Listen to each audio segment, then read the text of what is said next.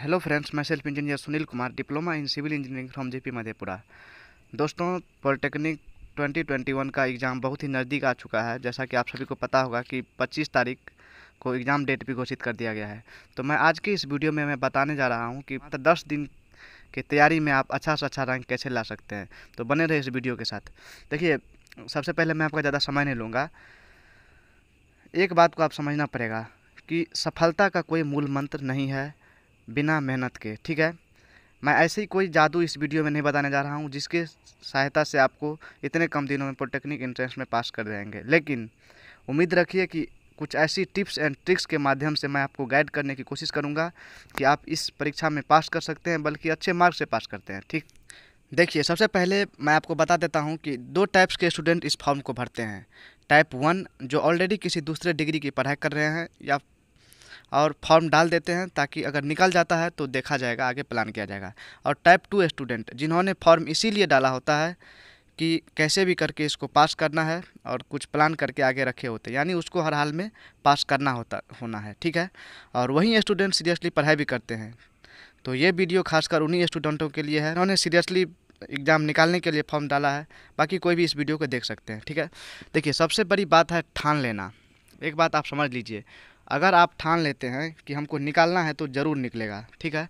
Time अभी भी बहुत कम है, आपको पता होगा, लेकिन ये टाइम पर्याप्त है। अगर आप जिस हिसाब से मैं आपको प्लानिंग बताने जा रहा हूँ, अगर आप इसको फॉलो करते हैं तो ये टाइम भी पर्याप्त है, ठीक है।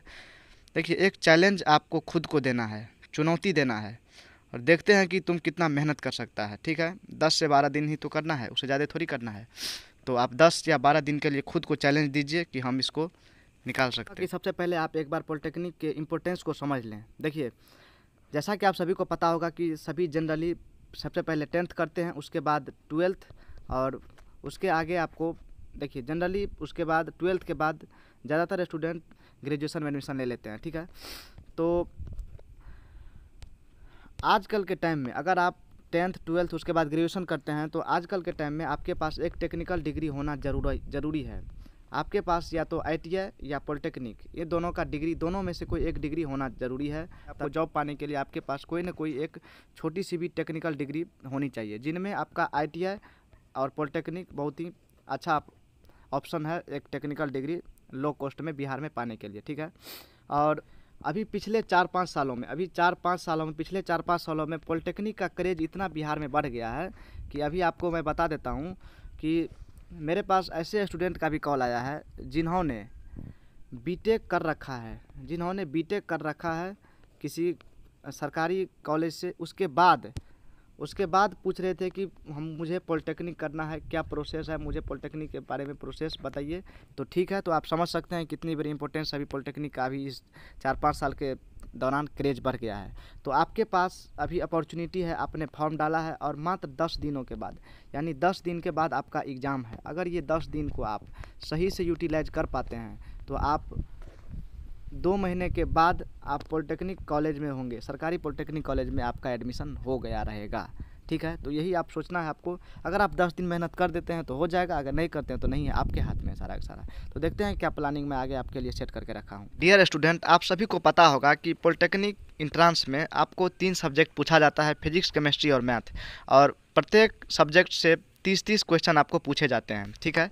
और उस 30 में आपको पर क्वेश्चन का मार्क्स जो है, एक क्वेश्चन का मार्क्स रहता है आपका 5 मार्क्स का, ठीक है।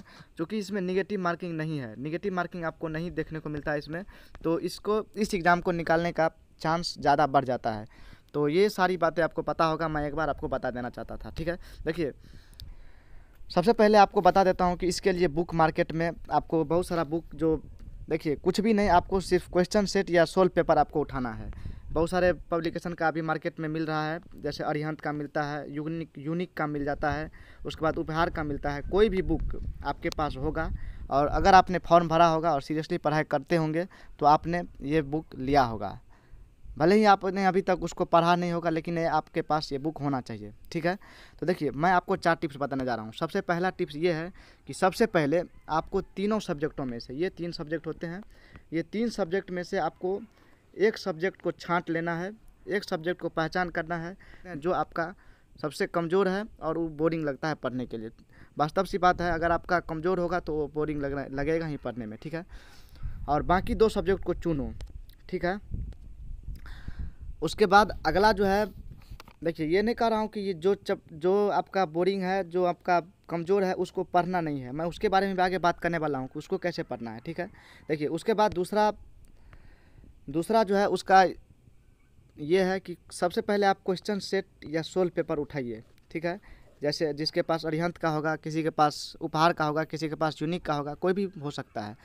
क्वेश्चन सेट या सोल्व पेपर को उठाइए और बस उसको एक दिन में लगभग पर डे आपको 4 सेट क्वेश्चन सॉल्व करना है। यानी 4 सेट डेली आपको 4 सेट क्वेश्चन को सोल्व करना है। देखिए डायरेक्ट ऐसे सोल्व नहीं कर लेना है। सबसे पहले देखिए, जैसे ये देखिए अभी आपके स्क्रीन पे चल रहा है बिहार पॉलिटेक्निक का, ये उपहार प्रकाशन का है। देखिए जैसे ये है 2019 का मॉडल सॉल्व पेपर, ठीक है। ये आपका भौतिकी का यहाँ पे है। देखिए पहला है कि चंद्रमा के धरातल से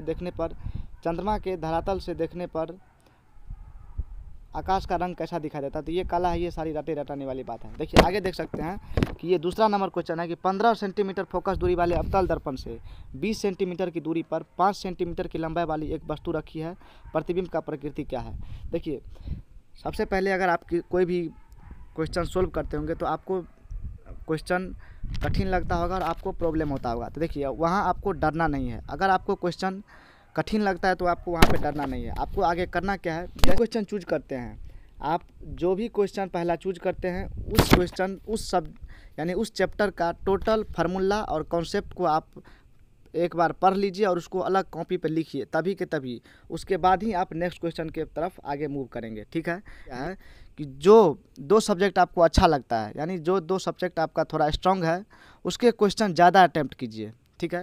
यानी देखिए मान लीजिए आपका फिजिक्स और मैथ आपका अच्छा है, तो आप ज़्यादा से ज़्यादा टाइम फिजिक्स और मैथ के क्वेश्चन सोल्व करने में आप दीजिए, ठीक है। उससे भी ज़्यादा अगर आपका मैथ अच्छा है तो आप मैथ के क्वेश्चन पे ज़्यादा ध्यान दीजिए। यानी ओवरऑल आपका जो सब्जेक्ट अच्छा है उस सब्जेक्ट पे आप ज़्यादा ध्यान दीजिए, ठीक है। क्योंकि अगर आप जो सब्जेक्ट आपका अच्छा रहेगा उस पर अगर आप ज़्यादा ध्यान देते हैं तो आपके क्वेश्चन सोल्व होने के चांसेज बढ़ जाते हैं एग्ज़ाम हॉल में, ठीक है। इसी तरह से आप क्वेश्चन सेट को कंप्लीट कीजिए। एक दिन में लगभग 4 क्वेश्चन सेट आपको लगभग कोशिश करना है कि सेट सोल्व करना है। किसी दिन 3 भी हो तो कोई प्रॉब्लम नहीं है, लेकिन देखिए इस 4 सेट इस तरह से आपको सोल्व करने में पूरा दिन लगभग आपका बीत जाएगा। आपको डरना नहीं है, आपको डटे रहना है, ठीक है। देखिए आपके आगे मैं बताना चाहता हूँ कि जो आपका सबसे कमज़ोर सब्जेक्ट है, सबसे कमज़ोर सब्जेक्ट है, मान लीजिए आपका केमिस्ट्री सबसे कमज़ोर सब्जेक्ट है, ये आपका कोई भी सब्जेक्ट हो सकता है, ये ज़रूरी नहीं है कि आपका केमिस्ट्री ही कमज़ोर होगा।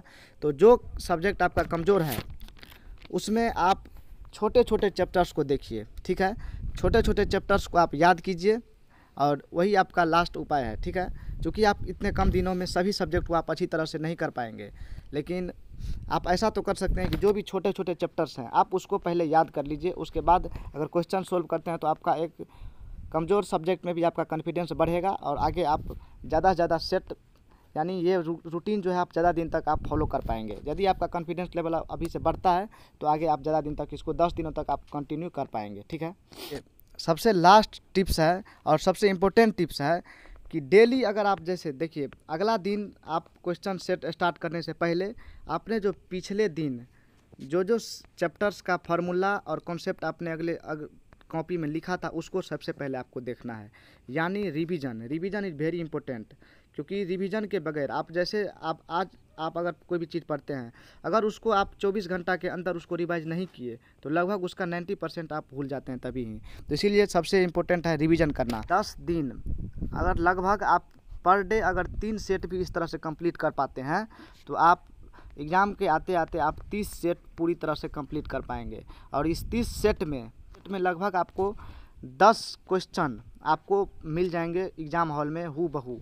यानी हू बहू का मतलब ये नहीं कि आपका सारा का सारा डाटा एक तरफ मैच कर जाएगा, इस तरह से हो जाएगा कि आपका क्वेश्चन जो है उस पैटर्न पे आ ही जाएगा। 10 क्वेश्चन से ज़्यादा आपको 15 से 20 क्वेश्चन आपको मान लीजिए कि ये इस पैटर्न पे आ ही जाएगा, ठीक है। सब्जेक्ट के लगभग तीनों सब्जेक्ट के सभी चैप्टर्स कवर हो जाएंगे, ठीक है। और सभी का फार्मूला लगभग कम से कम आपको लगभग याद ही हो जाएगा, क्योंकि क्वेश्चंस ये 30 आप जो अभी 30 सेट अभी 10 दिन में कंप्लीट करेंगे, उस 30 सेट में लगभग सभी क्वेश्चन आपको 2 से 3 बार रिपीटेड होंगे सभी सब्जेक्ट के और सभी चैप्टर्स के। इस तरह से आपको फार्मूला भी याद है। देखिए, अगर आप इस रूटीन को 10 दिन तक अगर मेंटेन करके रख पाते हैं तो आप उम्मीद रखिए कि आपका रिजल्ट होगा और आपको पॉलिटेक्निक गवर्नमेंट कॉलेज आपको मिलना तय है। ठीक है, तो उम्मीद करता हूं कि आप इस रूटीन को फॉलो करेंगे और कंटिन्यूसली एग्ज़ाम तक फॉलो करेंगे। तो best wishes for your examination.